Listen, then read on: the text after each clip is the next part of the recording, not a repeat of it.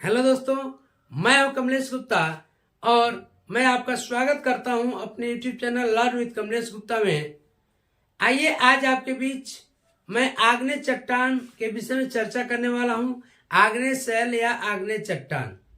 यदि इसके पहले वाला वीडियो आपने नहीं देखा है, स्थल मंडल और चट्टान, तो वह वाला वीडियो यूट्यूब चैनल पे जा करके देख लीजिएगा, या तो प्लेलिस्ट में विश्व भूगोल का ये पड़ा हुआ है, उसको भी जा करके आप, कई वीडियो पड़े हुए हैं विश्व भूगोल का, उसको भी आप देख सकते हैं। आइए चर्चा करते हैं आग्नेय चट्टान का। आग्नेय चट्टान यानी कैसे इनका निर्माण होता है, क्या किसे आग्नेय चट्टान कहते हैं।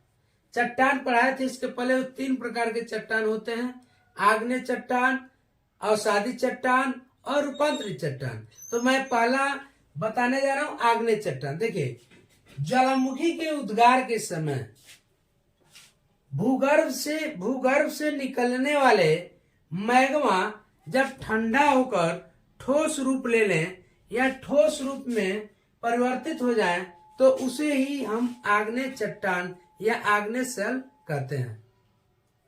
आग्नेय शब्द की बात करें तो आग्नेय शब्द लैटिन भाषा के इग्निस शब्द से बना हुआ है, जिसका अर्थ होता है अग्नि। अब बात करें कि पृथ्वी की जब उत्पत्ति हुई तो सबसे पहले किस शैल का निर्माण हुआ था। तो जब पृथ्वी की उत्पत्ति हुई तो उत्पत्ति के बाद ही सबसे पहले निर्माण हुआ तो आग्नेय चट्टान का निर्माण हुआ था। आग्नेय चट्टान का निर्माण पहले होने के कारण इसे प्राथमिक शैल या प्राथमिक चट्टान भी कहते हैं। अब बात करते हैं या इनकी उत्पत्ति के आधार पे आग्नेय चट्टानों के प्रकार। उससे पहले आप देखेंगे कि ये अपनी पृथ्वी है, और आपको पता है कि पृथ्वी की आंतरिक संरचना बता रहे थे, तो उसमें बताया आपको कि यह 3 परतों में आंतरिक संरचना बटा हुआ है। जो सबसे ऊपर है वह है आपका भूपर्पटी या क्रस्ट। दूसरा वाला हिस्सा मेंटल कहलाता है, और तीसरा जो हिस्सा है उसको कोर या क्रोड कहते हैं। ये 3 हिस्सों में बटा हुआ है। अब देखते हैं कि ये मेंटल वाले हिस्से में, मेंटल वाले और भूपर्पटी के बीच में यहाँ पे आपका मैग्मा है। और आपको पता होगा कि पृथ्वी अंदर से गर्म है, यानी जब हम पृथ्वी के बाह्य परत से केंद्र की ओर जाएंगे तो जो हम अंदर जाएंगे तो इसका टेम्परेचर बढ़ा हुआ मिलेगा, यानी अंदर जाने पे इसका तापमान बढ़ता जाता है और ऊपर से दबाव बढ़ता जाता है। जब तापमान नीचे से बढ़ता है, ऊपर से दाब बढ़ता है, तो फिर ये मैग्मा ज्वालामुखी क्रिया के कारण यह धरातल से बाहर या निकलने लगती है। यह निकलती है जब मैग्मा, तो कभी कभी यह धरातल के ऊपर आ जाती है, और धरातल के ऊपर आने के कारण यहाँ पे आकर के यह जम जाती है, ठोस रूप ले लेती है। कभी कभी ऐसा होता है कि यह मैग्मा ऊपर नहीं जाकर के नीचे ही जम जाते हैं। दोनों क्रियाएं होती हैं। उत्पत्ति के आधार पे चट्टानों का, तो उत्पत्ति के आधार पे चट्टानें 2 होती हैं: अंतर्वेदी चट्टानें या बाह्य चट्टानें।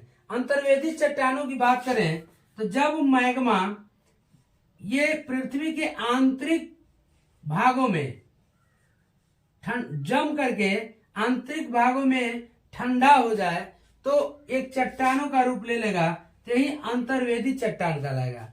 और जब इसमें भी आप देखेंगे 2 प्रकार की चट्टानें, एक पतालिक चट्टान, एक मध्यवर्ती चट्टान है। पतालिक का मतलब है जो एकदम केंद्रीय भाग में जो एकदम नीचे वाले हिस्से में, यानी मैग्मा जम करके और मैग्मा इकट्ठा होकर के और ठंडा रूप लेकर ठोस रूप में परिवर्तित हो जाता है, तो यह पतालिक चट्टानें होती हैं। और वहीं जब ऊपर की तरफ थोड़ा आती है तो यह मध्यवर्ती चट्टानें होती हैं। अब बात करेंगे बाह्य चट्टानें। जब ज्वालामुखी क्रिया के कारण ये मैग्मा इस पृथ्वी ये धरातल के ऊपर आकर के इकट्ठा हो जाए, ठोस रूप ले ले, ठंडा होकर के मैग्मा ठोस रूप ले ले, तो यह बाह्य चट्टाने कहे जाएंगी। अब इसमें आप देखेंगे अंतर्वेदी चट्टानों में कौन कौन से चट्टाने हैं, इसको आप समझेंगे। मैग्मा के जमने के या ठोस रूप लेने के आकृतियों के आधार पर आग्नेय चट्टान कितने प्रकार के होते हैं। अभी मैंने आपसे बताया मैग्मा पृथ्वी के आंतरिक भाग में ही जम करके ठोस रूप ले लेता है, या तो वह निकल के बाहर बाह्य चट्टान का निर्माण करता है। तो इसी में आप देखते हैं, जैसा कि ये फिगर आप देख रहे हैं, ये फिगर देख रहे हैं, इसमें मैंने पहला लिखा बैथोलिथ, दूसरा स्टॉक, तीसरा लाइकोलिथ, चौथा लेपोलिथ, पांचवा सील, छठा डाइक, सातवां लिखा है फेकोलिथ। ये जो विभिन्न प्रकार की आकृतियां देख रहे हैं, कौन सी आकृति क्या कहलाएगी, किस प्रकार के मैग्मा जमेंगे या ठोस रूप में परिवर्तित होंगे, तो उन्हें क्या कहा जाएगा। देखिए जैसे पहला लिखा है इसमें बैथोलिथ, तो बैथोलिथ क्या है, बैथोलिथ सबसे बड़ा आग्नेय चट्टानी पिंड है, सबसे बड़ा आग्नेय चट्टानी पिंड है। यह गुंबद के आकार का होता है। देखिए यही है बैथोलिथ, यह गुंबद के आकार का होता है और ग्रेनाइट का बना होता है। क्या बना होता है, ग्रेनाइट का। यह पताली पिंड भी है, यानी सबसे नीचे ये कहें तो यही बैथोलिथ का निर्माण होता है।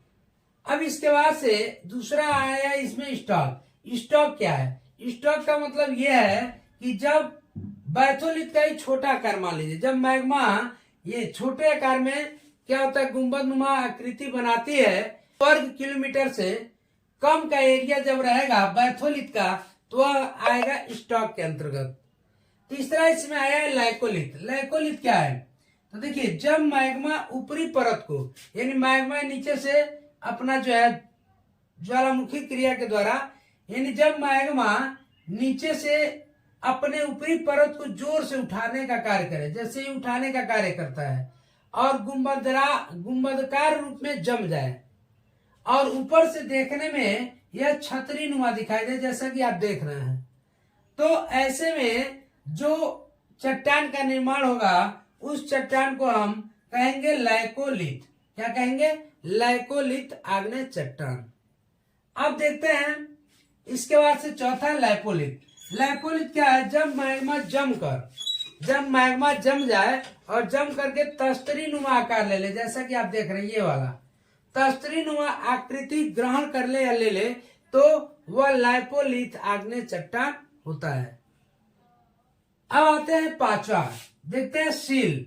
सील कह रहा है कि जब मैग्मा भूपृष्ठ के समानांतर, यानी ये भूपृष्ठ है और इसी के समानांतर क्या हो, ये इन परतों में फैल जाए। जब भूपृष्ठ के समानांतर परतों में फैल जाए तो वह सील कहलाती है।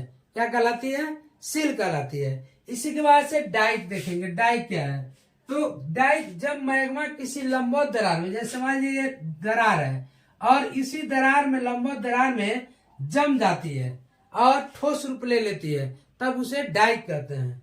अब एक आता है इसमें फाइकोलिथ। फाइकोलिथ क्या है, तो फाइकोलिथ जब मैग्मा लहरदार आकृति में, देख रहे हैं आप ऐसे ऐसे लहरदार आकृति में जम जाती है या लहरदार आकृति में ठोस रूप ले लेती है, तब उसी को हम फाइकोलिथ कहते हैं। प्यारे मित्रों अब देखते हैं कि आग्नेय चट्टान की विशेषता क्या है। तो पहली विशेषता यह है कि आग्नेय चट्टान कठोर होते हैं। क्या होते हैं, आग्नेय चट्टान कठोर होते हैं। आग्नेय चट्टान जीवाश्म रहित होते हैं। जीवाश्म का मतलब होता है जीव जंतु या वनस्पतियां, तो जीवाश्म रहित होते हैं, इसमें जीवाश्म नहीं पाया जाता है।